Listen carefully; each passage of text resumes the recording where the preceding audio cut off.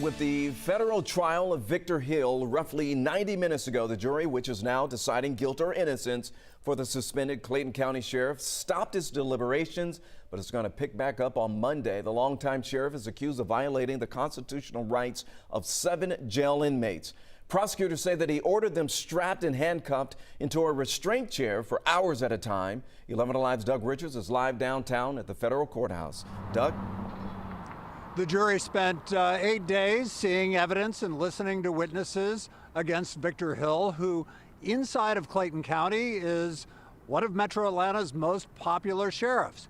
If he is found guilty in this case, it would cost him his job and possibly his freedom.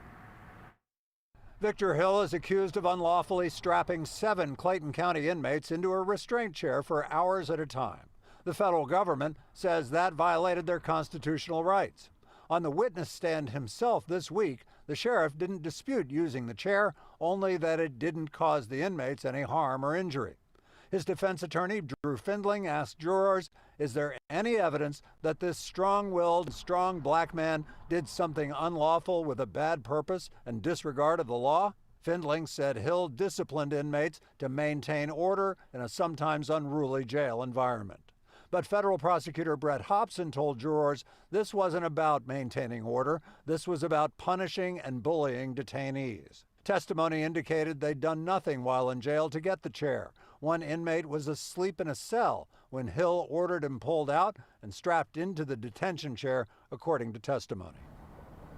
Prosecutors said that in one instance, Hill recorded the detention of an inmate inside the chair and then sent the recorded video to a girlfriend. The jury of 4 men and 8 women were picked from a jury pool that is spanning all of North Georgia, not just Clayton County. 8 white, 4 people of color, and they will continue deliberating next week. Live at federal court, Doug Richards, 11 Alive News. All right, Doug, we'll see how it unfolds next week.